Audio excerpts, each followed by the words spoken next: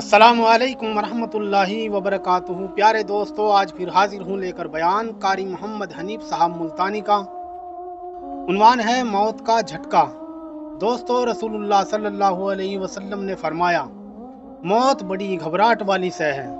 تو چلیے چلتے ہیں بیان کی طرف۔ وَنَعُوذُ بِاللَّهِ مِن شُرُورِ أَنفُسِنَا وَمِن سَيِّئَاتِ أَعْمَالِنَا مَن يَهْدِهِ اللَّهُ فَلَا مُضِلَّ لَهُ وَمَن يُضْلِلْهُ فَلَا هَادِيَ لَهُ وَنَشْهَدُ أَن لَّا إِلَٰهَ إِلَّا اللَّهُ وَحْدَهُ لَا شَرِيكَ لَهُ وَلَا نَظِيرَ لَهُ وَلَا مِثَالَ لَهُ وَلَا مثل له وَلَا مُعِينَ لَهُ وَلَا وَزِيرَ لَهُ وَلَا مُشِيرَ لَهُ وَنَشْهَدُ أَنَّ سَيِّدَنَا وَسَنَدَنَا وَنَبِيَّنَا وَشَفِيعَنَا وَهَادِيَنَا وَمُرْشِدَنَا وَمَوْلَانَا مُحَمَّدًا عَبْدُهُ وَرَسُولُهُ أَرْسَلَهُ بِالْحَقِّ بَشِيرًا وَنَذِيرًا صلی اللہ تعالی علیہ وعلی آلہ وأصحابہ وأزواجہ وذریاتہ وبارک وسلم تسلیما کثیرا کثیرا۔ أما بعد، فأعوذ بالله السميع العليم من الشيطان الرجيم. بسم الله الرحمن الرحيم.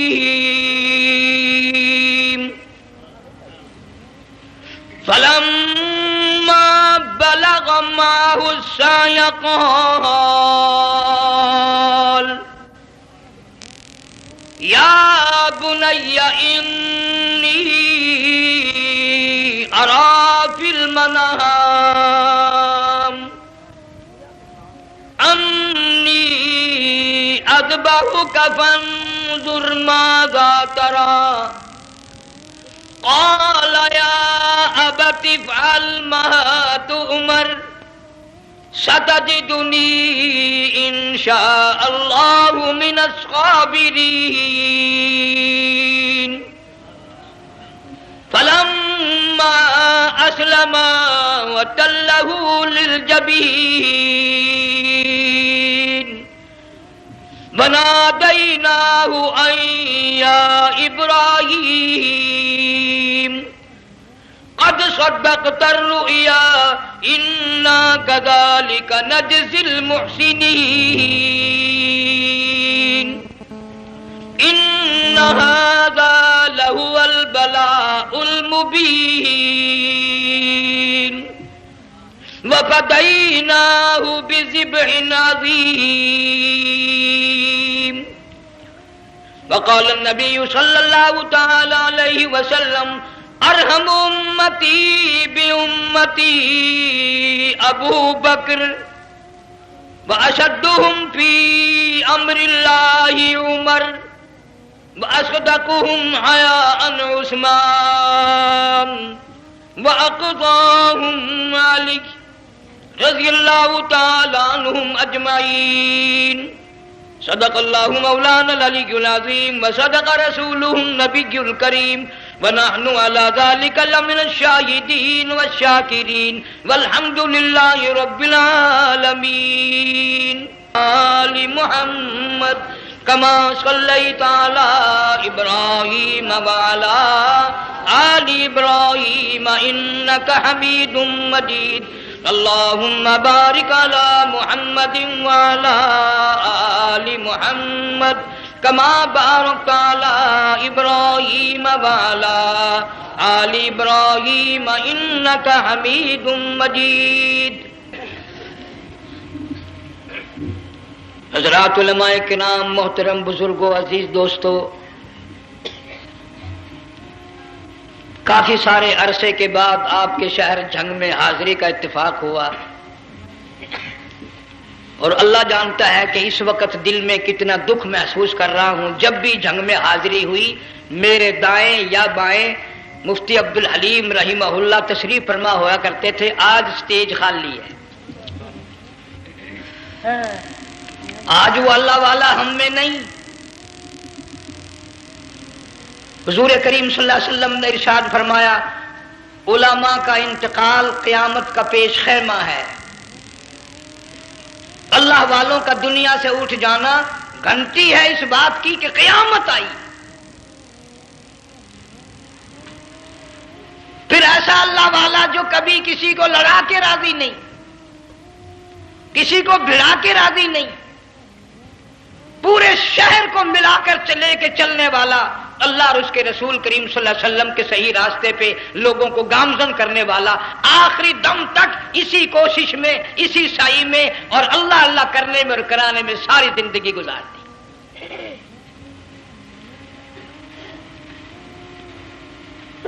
سارا شہر جنگ مل کر، سارے علماء مل کر کوشش کریں، مفتی عبدالحلیم کو نہیں لا سکتے. یہ خلا پورا ہونے والا نہیں. پھر ساتھ ساتھ مولانا صوفی محمد یار صاحب سب قید رحمہ اللہ، وہ بھی اس دنیا فانی سے رخصت فرما گئے. ایک اچھے خاصے طبقے کو وہ بھی داغ مفارقت دے گئے. اور قریب ہی کے زمانے میں سرگود شہر میں مفتی احمد سعید صاحب رحمہ اللہ وہ بھی رخصت ہو گئے. تو یقین جانو ان حضرات کا دنیا سے اٹھنا اس بات کی علامت ہے کہ ملک میں کچھ نہ کچھ ہونے والا ہے. جب آگ لگتی ہے، طوفان آتا ہے، بارش آتی ہے، عورت اپنے بچوں کو تلاش کرتی ہے، ادھر آ جاؤ، بارش آ گئی، آگ لگ گئی. اللہ پاک بھی اپنوں کو پہلے بلا رہا ہے، یہاں کچھ ہونے والا ہے، تم پہلے ہی آ جاؤ.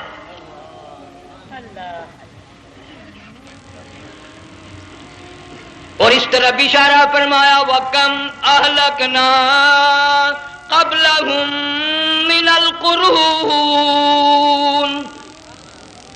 اللہ فرماتے ہیں میری زمین پہ عداوت نہ کرو، فساد نہ مچاؤ، قتل نہ کرو، خون نہ بہاؤ، ناحق لوگوں کا خون نہ بہاؤ. اللہ پاک کی زمین ہر روز صبح کو عرض کرتے الہی لوگ مجھ پہ زنا کر کے چلتے ہیں، بدماشی کر کے چلتے ہیں، اجازت دے میں لقمہ بنا کر نگل جاؤں. مجھے اپنے اوپر ان کا چلنا پسند نہیں، مجھے اچھا نہیں لگتا. ہر روز آواز لگاتی ہے، ظالمو، بدکارو، بدماشو، میرے اوپر دندناتے پھرتے ہو. ایک نہ ایک دن میرے اندر آؤ گے، تمہیں پتہ چل جائے گا کہ میں تم کو کتنا دشمن رکھتی تھی.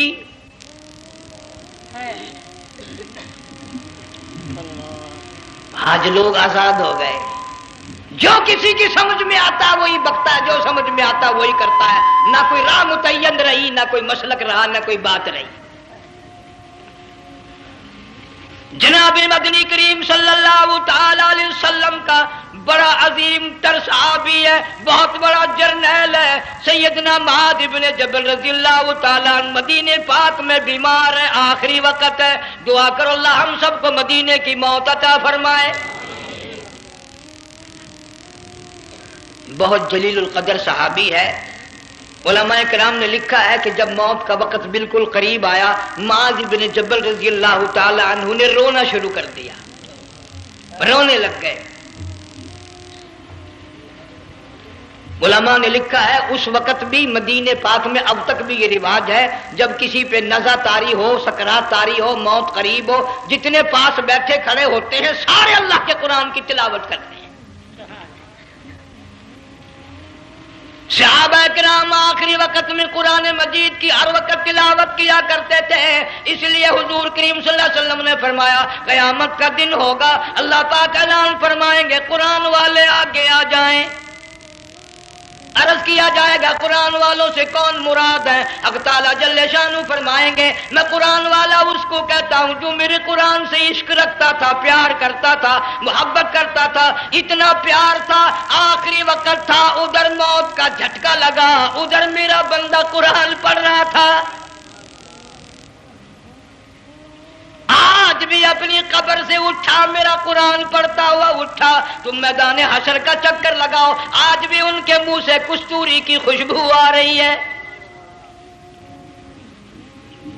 معاذ بن جبل رضی اللہ تعالیٰ عنہ قرآن مجید کی تلاوت فرماتے فرماتے رونے لگ گئے۔ کسی صحابی نے کہہ دیا موت سے ڈر کے رو رہے ہو، موت سے ڈر گئے؟ فرمایا نہیں۔ پھر کیوں روئے؟ صحابی کہتا ہے میرے دل کی تمنا میرے دل میں رہی، میری آرزو پوری نہ ہو سکی، میری حسرت پوری نہ ہوئی، میرا ذوق پورا نہ ہوا، میرا شوق پورا نہ ہوا، میری تمنا تھی گرمی کا موسم ہو، رمضان کا مہینہ ہو، میں روزہ دار ہوں، جہاد فی سبیل اللہ ہو، کفر اسلام کا مقابلہ ہو، میں کئی کافروں کو قتل کر دیتا، پھر کافر بھی اکٹھے ہو کر مجھ پہ ٹوٹ پڑتے، میرا ناک کاٹ لیتے، میری زبان کاٹ لیتے، میں اللہ کی حضور میں جاتا، اللہ مجھ سے پوچھتا معاذ دنیا سے کیا لایا؟ میں عرض کرتا الہی بولوں کیسے، زبان بھی تیری نام پہ کٹا کے آیا ہوں، اور روزہ رکھ کر آیا ہوں، نیت یہ ہے کہ تیرے محبوب کے حوض کوثر کے پانی سے روزہ افطار کروں گا۔ ان اللہ والوں کی یہ موت تھی۔ مالک بن دینار رحمت اللہ علیہ ایک عجیب نوجوان کا واقعہ تحریر فرماتے ہیں، گرمی تھی، دوپہر تھی، سورج اپنی شباب پہ تھا، بڑی سخت گرمی تھی، میں نے ایک نوجوان کو دیکھا، وہ پیروں سے معذور ہے، دونوں پیر نہیں ہیں، ہاتھوں کے بل زمین پہ گھسٹ گھسٹ کے چل رہا ہے، اور گلے میں کرتا بھی نہیں، سامان کوئی نہیں، سواری کوئی نہیں، کھانے پینے کا انتظام کوئی نہیں۔ مالک بن دینار رحمت اللہ علیہ فرماتے ہیں میں نے اس نوجوان سے پوچھا کہ تو کہاں سے چلا اس حالت میں؟ کہنے لگا میں بلخ بخارے سے چلا ہوں۔ تجھے یوں ہی ہاتھوں کے بل گھسٹتے چلتے کتنا عرصہ گزر گیا؟ نوجوان کہنے لگا اللہ والے 7 برس ختم ہو کر 8واں لگ چکا ہے۔ اس حالت میں کہ جی ہاں اسی حالت میں، تیرا کھانا پینا۔ جوان کہنے لگا والذی ہوا یطعمنی ویسقین وَإِذَا مَرِضْتُ فَهُوَ يَشْفِينِ، اللہ ہی کھلاتا ہے وہی پلاتا ہے، بیمار ہو جاتا ہوں وہی تندرستی عطا کرتا ہے۔ اور نوجوان دوپہر بڑی سخت ہے، گرمی بڑی سخت ہے، میرے یہاں دوپہر کو آرام کر لے، قیام کر لے، کچھ دیر ٹھہر جا، آج میرے یہاں قیام کر لے۔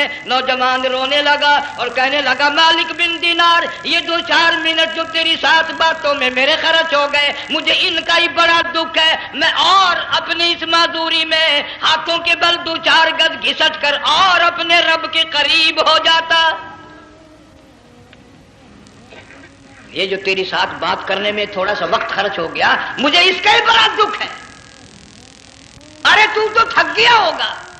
جوان کہتا ہے تیرے دیوانے مگر چلنے سے رک سکتے نہیں، تیرے دیوانے مگر چلنے سے رک سکتے نہیں، پاؤں تھک جاتے ہیں دل ان کے کبھی تھکتے نہیں۔ میرے سامنے تھکنے کا نام نہ لو، میرے دل میں عشق کی آگ جلی ہوئی ہے، سوز و گداز کا سمندر طوفان برپا کر رہا ہے، میں نہیں تھکنا جانتا، میرے یہاں نیند کا سوال نہیں، آرام کا سوال نہیں، میں تو گھسٹ گھسٹ کر رب کے دربار میں حاضر ہوا چاہتا ہوں۔ پوچھا کہ جا کہاں رہے ہو؟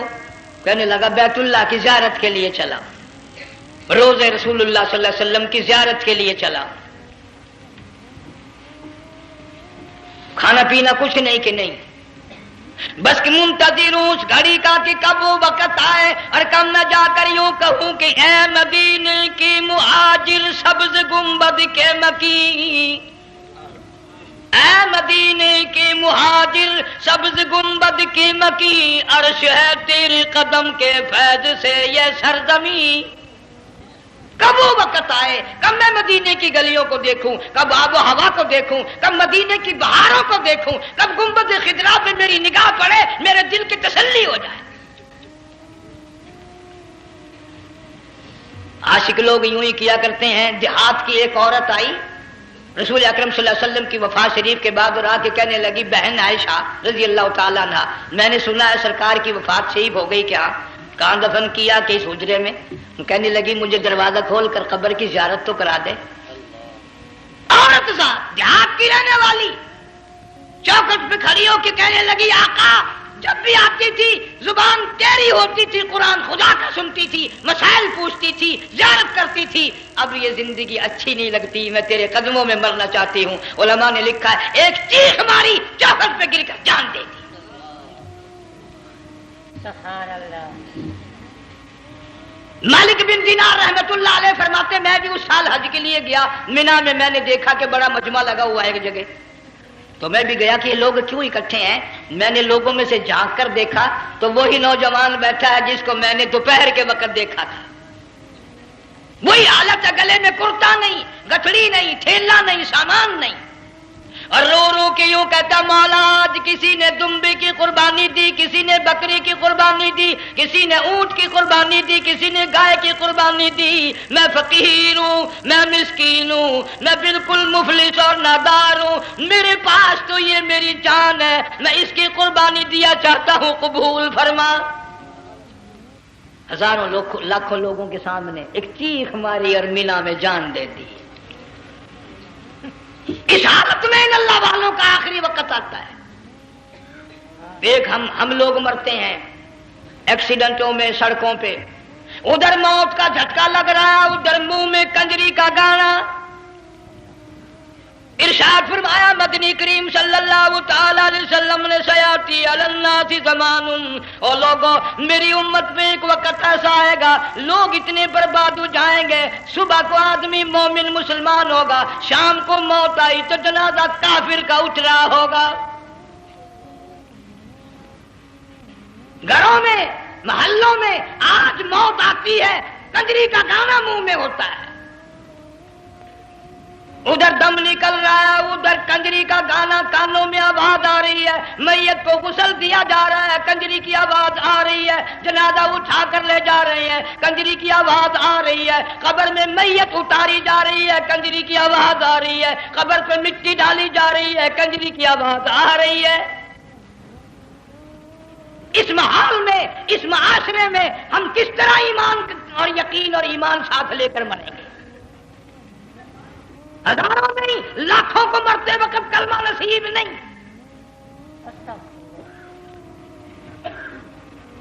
قسم دے کر پوچھو، ماں مر رہی ہے، کلمہ منہ سے نہ نکلا، باپ مر گیا، منہ سے کلمہ نہیں نکلا، بیگم صاحبہ چل بسی، منہ سے کلمہ نہیں نکلا۔ ہزاروں چلے گئے اور اپنے جانے کا پھر بھی یقین نہ آیا۔ تم نے کبھی سوچا تک نہیں، خیال تک نہیں کیا۔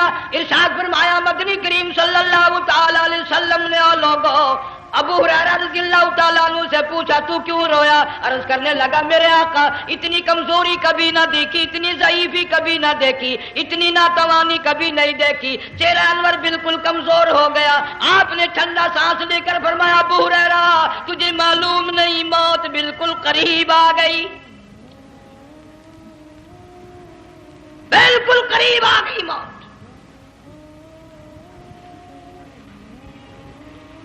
تیری ایک انگلی پکڑ کر اگر کوئی مروڑ دے کتنا دکھ ہوگا، درد ہوگا، ہائے ہائے ہائے۔ جنگ والوں کبھی تم نے سوچا نہیں 360 رگیں ٹوٹیں گی کیا حال بنے گا، اعضاء چھوٹیں گے، سر کے بالوں سے لے کر پیروں کے ناخنوں تک ہر جوڑ کو توڑ کے رکھ دیا جائے گا، وزیروں، سفیروں، امیروں، حسینوں، جمیلوں، تمام کے جوڑوں کو اکھاڑ کے رکھ دیا جاتا ہے۔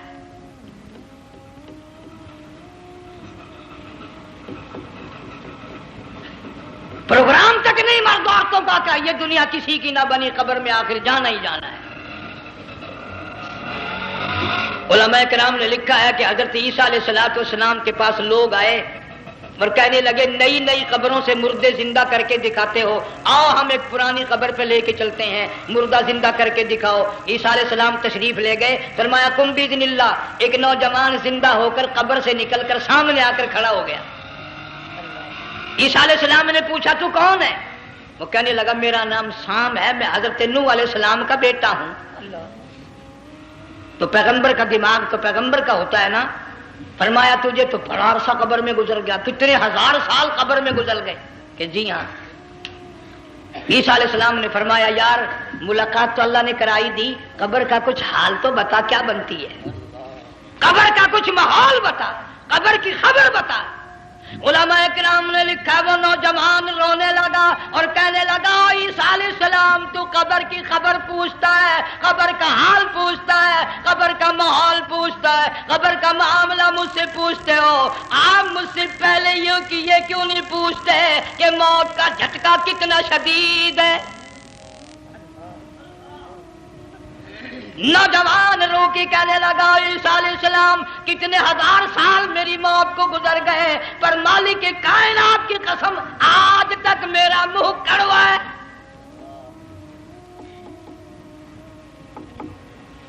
اس لیے جنگ والوں لمبی چوڑی بات کہنے کا وقت نہیں، حالات نہیں، میں تو تمہیں اتنا سا پیغام دینے آیا، کھانے پینے کا زمانہ ہے، میں جانتا ہوں تم کیلے کھاتے ہو، تمہیں کیلے کا ذائقہ معلوم ہے، امرود کا ذائقہ تم کو معلوم ہے، انار کا ذائقہ تمہیں معلوم ہے، انگور کا ذائقہ معلوم ہے، انناس کا ذائقہ معلوم ہے، آم کا ذائقہ معلوم ہے، ہزاروں پھلوں کے ذائقے تمہیں معلوم ہے، ہزاروں مٹھائیوں کے ذائقے تمہیں معلوم ہے، ہزاروں بیکری کی چیزوں کے ذائقے تمہیں معلوم ہے، ہزاروں شربتوں کے ذائقے معلوم ہے، پر تم نے جنگ والوں کبھی بھی قبرستان میں جا کر قبر والوں سے یہ نہیں پوچھا او قبر والوں ذرا بتاؤ تو صحیح موت کا ذائقہ کیسا ہے؟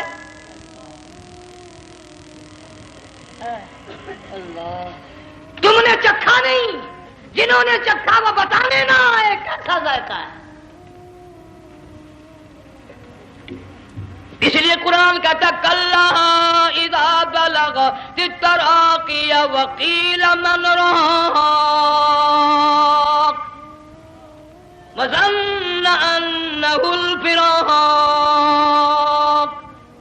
والتفت الساق بالساق الى ربك يومئذ المساق۔ بادشاہ ہو، امیر ہو، وزیر ہو، فقیر ہو، غریب ہو، رگیں ٹوٹیں گی، موت آئے گی، اور جس کی آئی تمہیں معلوم نہیں کس طرح آئی، کس حال میں آئی۔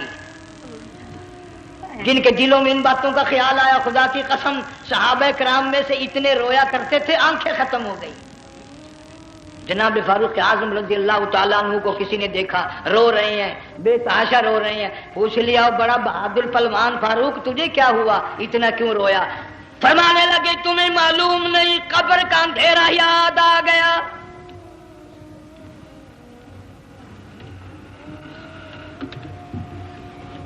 ایک 1,29,000 صحابہ کرام اس آخرت کے لیے قربانیاں دیتے آئے، اولاد کی قربانی دی، مال کی قربانی دی، جان کی قربانی دی، جو کرنا پڑا وہ کر گزرے، لیکن محمد عربی صلی اللہ علیہ وسلم کا دامن نہ چھوڑا۔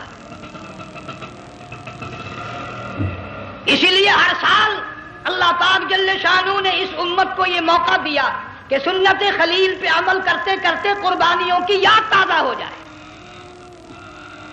قربانیوں کی یاد تازہ ہو جائے۔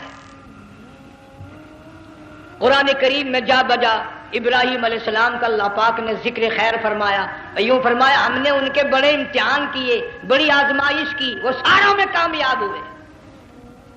تم ہر وقت اللہ سے یہ دعا کیا کرو اللہ ہمیں امتحان میں نہ ڈالے، آزمائش میں نہ ڈالے، ہم امتحان کے قابل نہیں۔ یہ ہمارے جو امتحان ہوتے ہیں ان میں نقل ماری جاتی ہے، تو اللہ امتحان لے گا تو نقل کیسے ماریں گے، کیسے کام چلے گا؟ جناب ابراہیم علیہ السلام کو اللہ پاک نے ہزاروں امتحان میں مبتلا کیا، ہزاروں آزمائشیں کی، فَأَتَمَّهُنْ سب میں کامیاب گیا، سب میں پاس نکلا۔ ایک آزمائش ایسی بھی آئی اللہ کی توحید کی وجہ سے شرک کو مٹانے کی وجہ سے ابراہیم علیہ السلام کا سارا مصر فلسطین دشمن بن گیا. حضرت سارہ کو ساتھ لے کر چل دیے. ایک بیوی ساتھ ہے, اکیلا دم ہے. یہاں تو لوگ محلوں میں شہروں میں کہتے ہیں جی میں اکیلا ہی ہوں, میں کیا کروں. اگر خلیل کہتا کہ میں اکیلا ہوں تو آج قرآن میں اس کا ذکر خیر کیسے ہوتا. پرواہ نہ کی, وہ کہتا میرے لیے میرا اللہ کافی ہے. کون کہتا ہے میں اکیلا ہوں, میری ساتھ تو اللہ ہے. مصر سے گزرنے لگے. بادشاہ کے ملازموں نے بادشاہ کو جا کے بتایا بڑی خوبصورت عورت گزر رہی ہے تیرے حلقے سے, بہت بڑی خوبصورت عورت ہے. کہ ملازم پکڑ کے لے کے چلے تو عورت ذات حضرت سارہ رونے لگ گئی. خلیل میرا کیا بنے گا. پیغمبر کو اللہ کی ذات پر بڑا یقین ہوتا ہے. فرمایا پرواہ نہ کر, میری آبرو میرے مولا کی آبرو ہے. چاہے جہاں چلی جا میری عزت کی حفاظت میرا اللہ کرے گا. فرمایا فاللہ خیر حافظا وہو ارحم الراحمین. پرواہ نہ کر, میں اس کا پیغمبر ہوں, نبی ہوں. جہاں میں جلا اس کے لیے, سارے دکھ اٹھاتا ہوں اس کے لیے. میری عزت کی حفاظت وہی کرے گا. محل میں جا کر حضرت سارہ کو بند کر دیا. بادشاہ نے بلوایا ہے عزت لوٹنے کے لیے. بادشاہ نے پکڑوا کر منگوایا ہے آبرو برباد کرنے کے لیے. بادشاہ کا ارادہ ہے سارا کی عزت کو برباد کرنے کا, اور اللہ کا پروگرام ہے سارا ادھر آ. اس محل میں ایک معصوم بچی ہے جس کا نام ہاجرہ ہے, میں اس کو اتنا پسند کرتا ہوں. اللہ فرماتے ہیں اس کے پیٹ سے اسماعیل ذبیح اللہ کو پیدا کرنا چاہتا ہوں, اس کی نسل سے حبیب اللہ کو لانا چاہتا ہوں. آج تک کسی کی انگلی اس کی طرف نہیں اٹھی. سارا محل میں آؤ, اس کو آ کر ساتھ لے جاؤ تاکہ میرے ذبیح اللہ کی پیدائش کا معاملہ بن جائے. بادشاہ کا ارادہ ہے آبرو برباد کرنے کا, اللہ کا ارادہ ہے ہاجرہ کی آبرو بچانے کا. فرمایا وَيَمْكُرُونَ وَيَمْكُرُ اللَّهُ وَاللَّهُ خَيْرُ الْمَاكِرِينَ. اس نے بھی تدبیر بنائی, میں خدا نے بھی تدبیر بنائی. بادشاہ آیا حضرت سارہ کے قریب برائی کا ارادہ کر کے. مفسرین نے لکھا ہے حضرت سارہ نے فرمایا مجھے 2 رکعت نماز پڑھنے دے. یہاں سے پتہ چلا کوئی پاک دامن عورت, کوئی نیک بیٹی اگر گنڈوں میں بدماشوں میں پھنس جائے, عزت بچانے کا طریقہ یہ ہے وضو کر کے اللہ کے سامنے نیت تو باندھ, تیری عزت کے لیے وہ فرشتے بھیجے گا. علماء کرام نے لکھا ہے کہ ایک جہاز سمندر میں چل رہا ہے, طوفان آیا, جہاز تختہ تختہ ہو گیا. کچھ لوگ غرق ہو گئے, ڈوب گئے, کچھ تختوں پہ بہ کر کے چلنے لگے. ایک عورت گود میں بچہ ہے, ایک حبشی نوجوان دوسرے تختے پہ بیٹھا ہوا جاتا ہے. اس نے عورت اکیلی دیکھ کر اپنا تختہ چھوڑ دیا اور بدماشی کے ارادے سے عورت کے تختے پہ آ بیٹھا. تم جنگ والے سوچ رہے ہوگے کہ ڈوبتے وقت بھی باز نہ آئے. یہ سیلاب آتے ہیں لوگ بدماشیوں سے باز آئے, ڈوب گئے مگر باز نہ آئے, بغیرتی لوگ کرتے ہی رہے. علماء کرام نے لکھا حبشی نوجوان نے عورت کا بچہ چھینا سمندر میں پھینک دیا.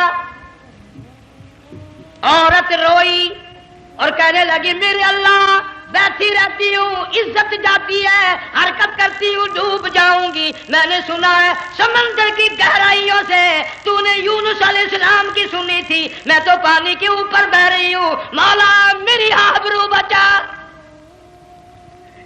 میرا ایمان بچا, میری عزت بچا, تیرے سوا میری سننے والا کوئی نہیں. لا الہ الا انت سبحانک انی کنت من الظالمین.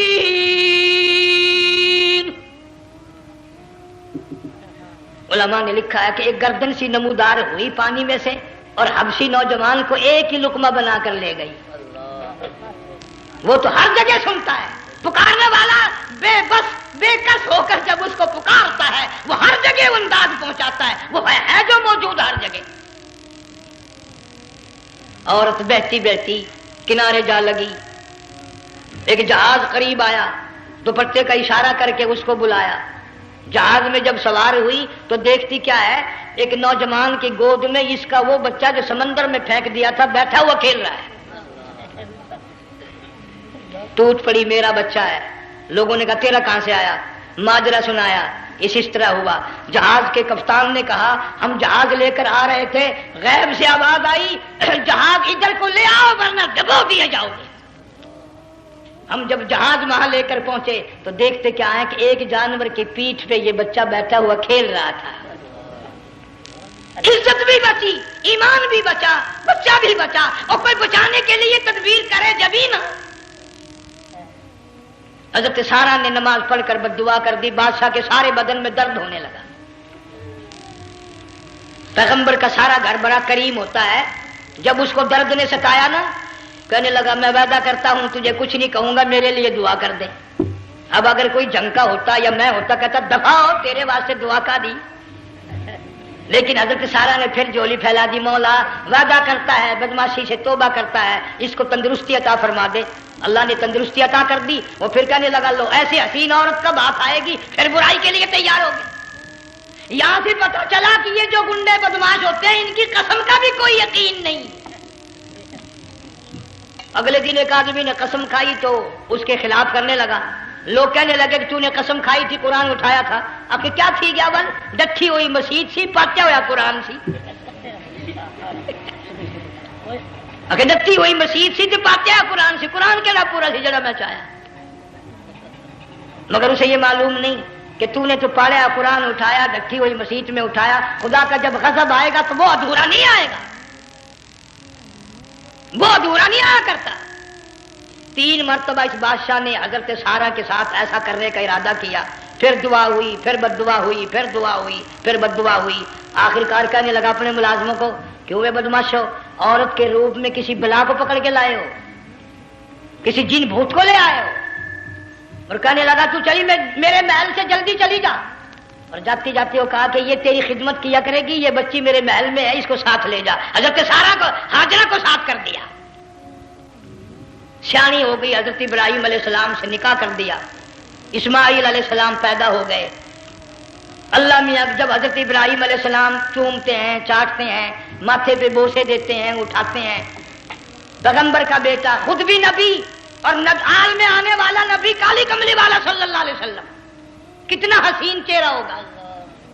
اللہ میاں نے پھر آزما لیا، حکم دیا کہ اس ہاجرہ کو، اسماعیل کو، دونوں ماں بیٹوں کو وہاں چھوڑ کے آ جہاں سینکڑوں میل میں پانی کوئی نہیں، آدمی کوئی نہیں، رستہ کوئی نہیں، گھاس کوئی نہیں، پتا کوئی نہیں، جہاں بیت اللہ ہے یہاں کے بارے میں حکم دیا چھوڑ کے آ۔ اور اگر آپ کو نیند نہیں آئی تو مزہ آئے گا، اللہ نے یہ فرما دیا، بتانا نہیں ہے کہ میں نے حکم دیا ہے۔ خدا حافظ نبی نہیں کہتا اپنی بیوی کو۔ آج لوگ ہر بات میں کہہ دیتے ہیں ہمارے پیروں کو پتا کل کو کیا ہوگا، ہمارے فقیروں کو پتا ہے پرسوں کیا ہوگا۔ وہ بڑی مدت کی بات ہے، یہی موسم تھا، چماسا گرمی تھی، انارکلی لاہور سے ہم کئی ساتھی گزر رہے تھے، فٹ پاتھ پہ بیٹھا ہے ایک ملنگ، چاروں طرف لوگ کھڑے، بڑا مجمع، کافی دنوں کی تو بات ہو گئی، ہاتھوں کی لکیر دیکھ کر لوگوں کی تقدیر بتا رہا تھا۔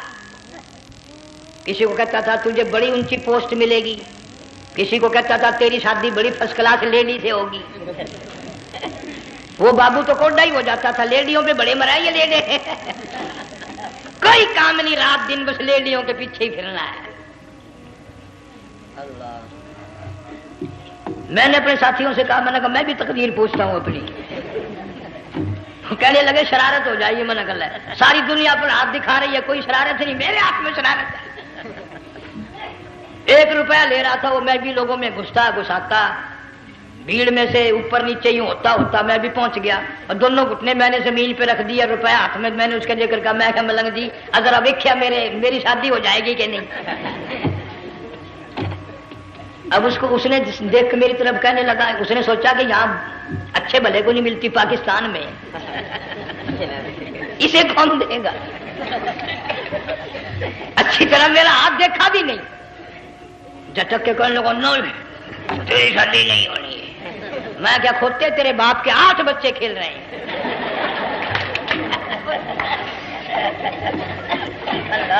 یوں ہی عقیدے بگڑ جاتے ہیں لوگ. ہمارے پیر کو پتا، فقیر کو پتا، کسی کو پتا نہیں ہے، کوئی نہیں جانتا. فرمایا وما تدری نفس ماذا تکسب غدا، کوئی نہیں جانتا کل کیا ہو جائے گا. وما تدری نفس بأی ارض تموت، کوئی نہیں جانتا زمین کے کس ٹکڑے پہ موت آئے گی. ان اللہ علیم خبیر، ایک اللہ کی ذات جانتی ہے. حضرت ہاجرہ اسماعیل علیہ السلام کو چھوڑ کر چل دیے، نہ خدا حافظ کہا، نہ کوئی تسلی دی. تھوڑی سی کھجوریں، تھوڑا سا پانی، ختم ہو گیا. ابراہیم علیہ السلام جب دور نکل گئے تو حضرت ہاجرہ نے دیکھا یہ تو چلے گئے. کھڑی ہو کر آواز دی، اے میرے ابراہیم. مڑ کر نہیں دیکھتے. جنگ والوں، اللہ کا پیغمبر اللہ کی اجازت کے بغیر اپنی بیوی کی طرف نہیں دیکھتا، گھر والی کی طرف نظر اٹھا کر نہیں دیکھتا. ایک تم ہو، چٹی داڑھی، بڑھے پا، کالے برقعے والی نظر آ جائے نا، آگے بھاگ کر بڑے نہیں آتے ہیں. کہاں جانا چاہتی ہیں آپ؟ تیری ماں لگتی ہے آپ چلی جائے. تو یہ کیا ہوا؟ یہ کالے برقعے پہ مرتے مرتے مرتے مرتے مر ہی گئے. ایسا عجیب تماشا. وہ لاہور پلیٹ فارم پر پھر رہی تھی نا ایک لیڈی برقع اوڑے، آ گیا ایک لیڈا، کہنے لگا سیب و نپ لاؤں؟ نے کہا لے آئے. نے کہا واہ واہ کام بن گیا. وہ سیب و نپ لے آیا. تھوڑی دیر کے بعد کہنے لگا میرے خیال میں کوئی پھینٹا بھی ہو جائے. نے کہا لے آئے. نے کہا سبحان اللہ پکا کام ہو گیا. وہ سیب و نپ بھی پی لی، پھینٹا بھی ڈکار گئی. تھوڑی سی دیر کے بعد کہنے لگا سیب لے آؤں؟ وہ لے ہی آیا سیب. کیا آپ کے لیے میں سیب لایا ہوں آپ کھائیں؟ کہنے لگی نہیں آپ کھائیں. اس نے سوچا ہو میری بھی محبت ہو گئی ہے، سیب کھانے کے لیے مجھے بھی کہہ رہی ہے. جب اس نے اصرار کیا نا کہ میں تو تیرے لیے لایا ہوں، کھا تو صحیح. کہنے لگی کیسے کھاؤں، میرے منہ میں دانت ہی نہیں ہے. اب پتا چلا اسے کہ صبح سے میں تو پرانے پپی کے پیچھے پھر رہا تھا.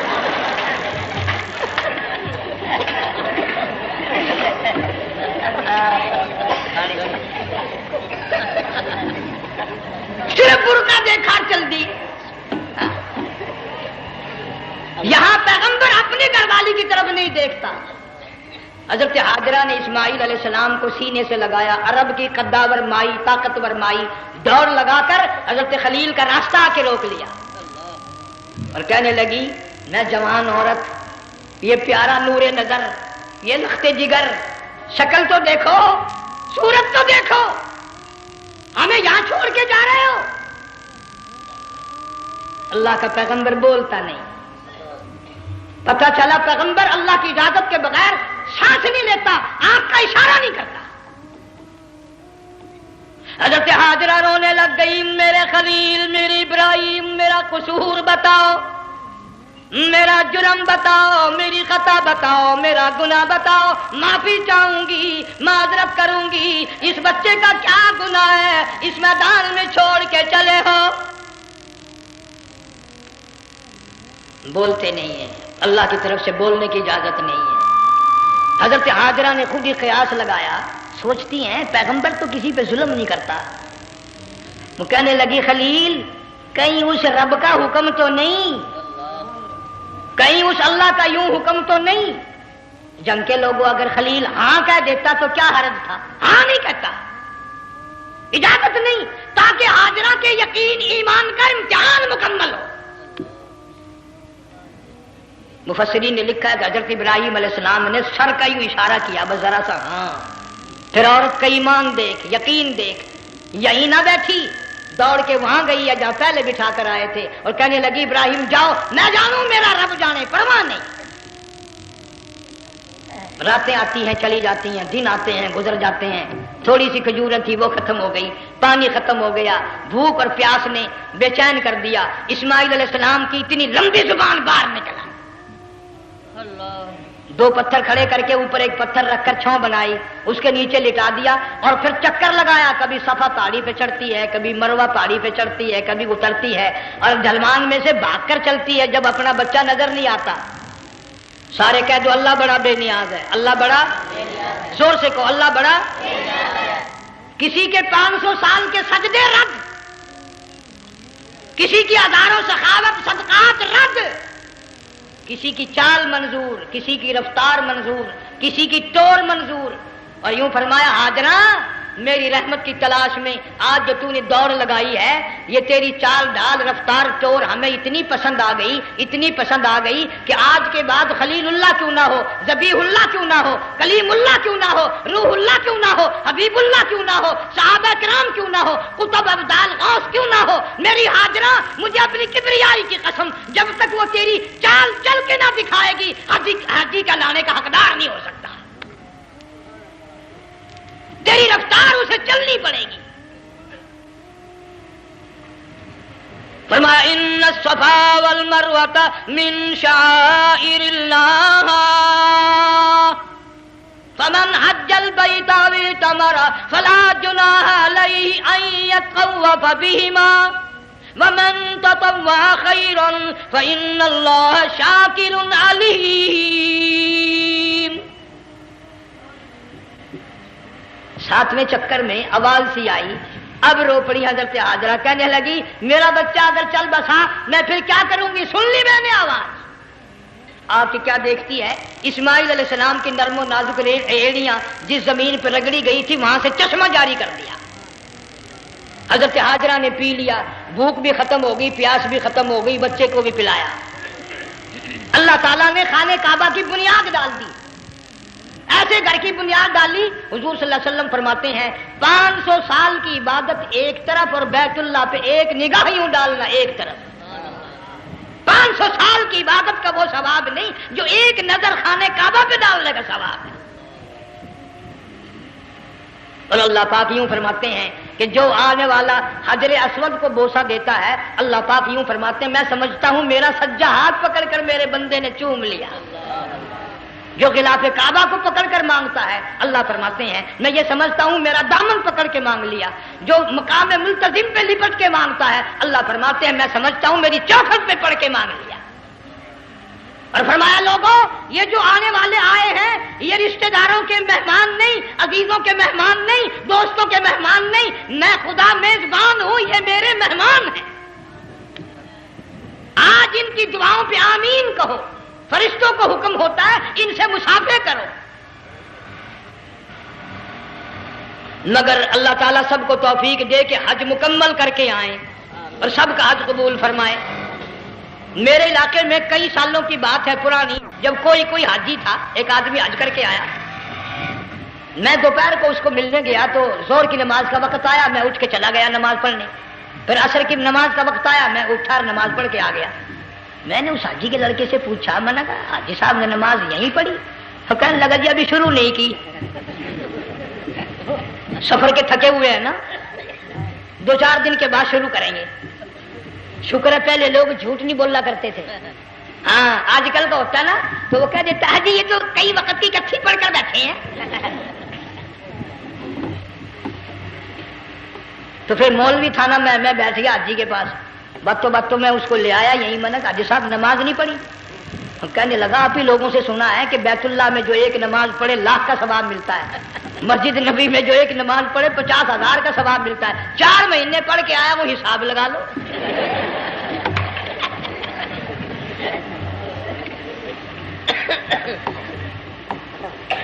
مسائل سیکھتے نہیں، ارکان اور آداب بیت اللہ کے سیکھتے نہیں۔ ڈی سی کے دفتر میں اگر جانا ہو کئیوں سے پوچھے کیسا جاؤں، کس طرح درخواست دوں، کیسے کہوں، کیسے کھڑا ہوں، کیسے بیٹھوں، کیا عرض کروں، اور اللہ کے دربار میں ہم جاتے ہیں اور سیکھ کرنے جاتے ہیں، یہ خوف نہیں کہ اگر بے ادبی ہوگی تو مارا جاؤں گا۔ اللہ تبارک و تعالیٰ جل شانہ نے اسماعیل علیہ السلام کی نرم و نازک ایڑیوں سے بنیاد ڈال کر خانہ کعبہ کی اللہ نے ہمیں یہ کعبہ دیا، گناہوں کی معافی مانگنے کے لیے وہاں جاؤ، اللہ تبارک و تعالیٰ کے دربار میں حاضر ہو کر مانگنے کے لیے یہاں جاؤ۔ ارشاد فرمایا مدنی کریم صلی اللہ تعالی علیہ وسلم نے، جو آدمی صحیح ارکان حج کے ادا کر کے واپس جاتا ہے اس طرح واپس آتا ہے گویا آدمی ماں کے پیٹ سے پیدا ہوا۔ پہلے لوگ یوں ہی حج کیا کرتے تھے، یوں ہی قربانیاں کرتے تھے، اب تو ہر چیز کی لوگ آسانی تلاش کرتے ہیں۔ پچھلے بقرعید کے موقع پر ہمارے مسجد میں ایک آدمی مجھے کہنے لگا اگر کوئی غریب آدمی مرغی کی قربانی دے دے تو لگ جائے گی؟ میں نے کہا تو مکھی مار دے انشاءاللہ وہی لگ جائے گی۔ سارے کام ٹیڑھی ہو گئے، نیچے نیچے نیچے نیچے کو چلے آ رہے۔ آج کل وہ ٹیڑھی بکرے بکری آئے ہوئے ہیں نا، کہیں تو قربانی کے لیے یا کندھے کو اٹھا کر لاوے۔ اب بتاؤ یہ گوشت بانٹے گا یا کھاوے گا یا فریج میں رکھے گا، کیا کرے گا؟ بالکل کام بگڑ گیا۔ حضور صلی اللہ علیہ وسلم نے فرمایا قربانی کا جانور اچھا تلاش کر کے لاؤ، اس کے بدن پہ جتنے بال ہوتے ہیں اتنی نیکیاں لکھی جاتی ہیں۔ اور میرا موضوع نہیں، حضور صلی اللہ علیہ وسلم نے فرمایا کہ میں نے اللہ سے دعا کی تھی میری امت کا کیا بنے گا، پل صراط پہ سے گزرتے وقت اللہ تعالیٰ نے میری دعا کو قبول فرما کر یوں فرما دیا کہ تیری امت جو قربانی میں جانور ذبح کرے گی میں خدا پل صراط کے کنارے پر زندہ کر کے ان سب جانوروں کو سواریاں بنا کر پیش کر دوں گا۔ اس لیے بقرعید بالکل قریب آ گئی، ہر دین ایمان اسلام کے لیے قربانی کے لیے تیار رہو۔ زیادہ سے زیادہ مجھے آج کل فکر لگا ہوا ہے کہ اپنے گھروں کو میں نماز کا اہتمام کرو۔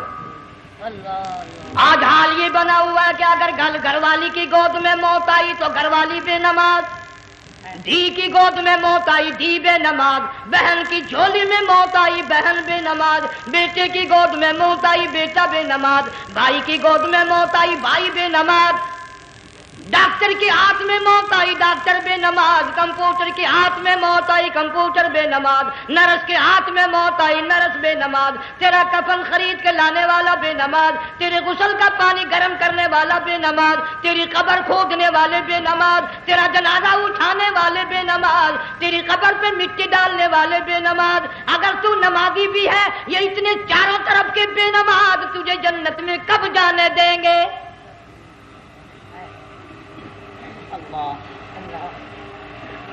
اس بچی کا فکر کیوں نہیں کرتا؟ کلاس میں فیل ہو جائے تجھے دکھ لگتا ہے میری بچی فیل ہو گئی، ساری عمر نماز نہ پڑھے تجھے کبھی درد نہیں ہوا کہ جہنم کے انگاروں میں جلے گی۔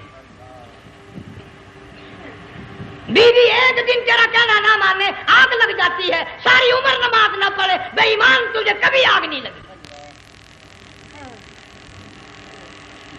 اس گھر سے تیرا جنازہ نکلے گا، اس گھر سے تیری میت اٹھے گی جس گھر میں تو نے سارے بے نماز پیدا کر رکھے ہیں، سارے بے نماز اکٹھے کر رکھے ہیں، کس طرح ایمان کلمہ ساتھ لے کر جائے گا؟ اس لیے اپنے ماحول میں اپنے گھر میں بچیوں کو بہنوں کو پیار سے محبت سے بڑے عقیدت سے ان کو نمازی بنا، تاکہ مرنے کے بعد جب تیرا جو بیٹی بہن منہ دیکھنے آئے تو نمازی تو تیرا منہ دیکھنے آئے، تیرا منہ دیکھنے بھی سارے بے نمازی آئے، تجھے کیا فائدہ ہوگا؟ اللہ سبحانہ و تعالی ہم سب کو ہمارے گھر کے ماحول کو نمازی بنائے۔ مفتی صاحب اس دنیا فانی سے رخصت ہو گئے، تشریف لے گئے، جان سارا بے وارثہ ہو گیا۔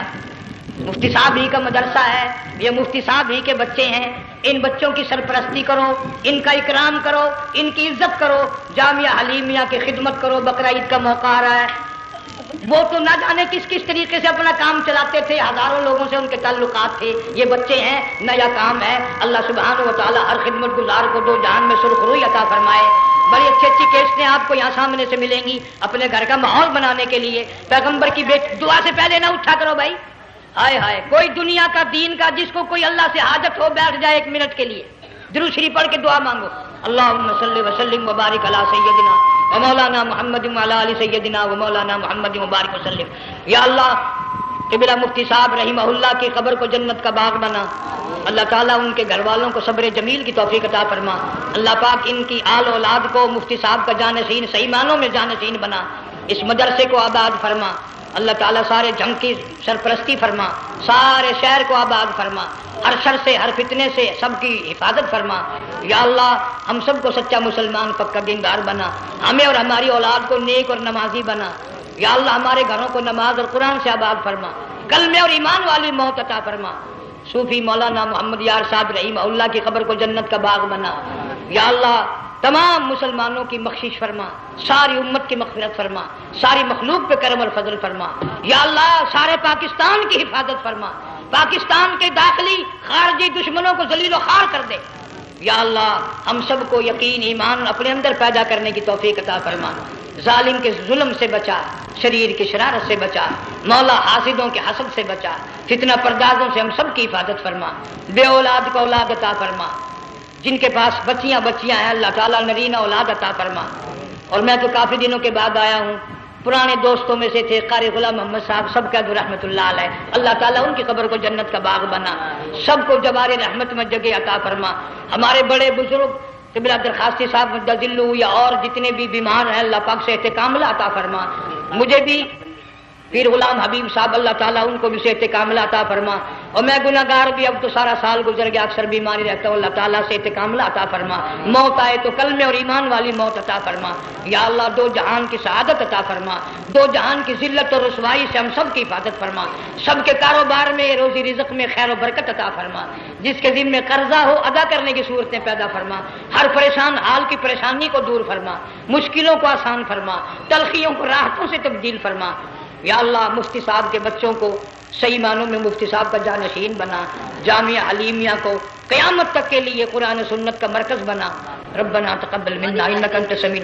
افغانستان کے مجاہدین کو ہمیشہ ہمیشہ کے لیے کامیاب فرما، جتنے لاکھوں طالب علم اللہ والے شہید ہو گئے سب کے درجوں کو بلند فرما، افغانستان کے سارے مجاہدین کو اللہ تعالیٰ کامیاب فرما۔ روسی، امریکی، یہودی، مرزائی، عیسائی یہ جتنے منصوبے بنا کر مسلمانوں کو تباہ کر رہے ہیں یا اللہ ان سب منصوبوں کو برباد کر دے، ان کے تمام منصوبوں کو خاتمے ملا دے۔ صلی اللہ علیہ حبیبہ محمد وآلہ وصحبہ اجمعین برحمتک یا السلام علیکم ورحمۃ اللہ وبرکاتہ۔ ابھی آپ سن رہے تھے قاری محمد حنیف صاحب ملتانی کا بیان۔ اگر آپ کو بیان اچھا لگا ہے تو ویڈیو کو لائک کیجئے، شیئر کیجئے، اور ایسی ہی ویڈیو دیکھنے کے لیے ہمارے چینل کو سبسکرائب کیجئے۔ تو دوستو پھر ملتے ہیں آپ سے کسی بیان کے ساتھ، تب تک کے لیے اللہ حافظ۔ السلام علیکم ورحمۃ اللہ وبرکاتہ۔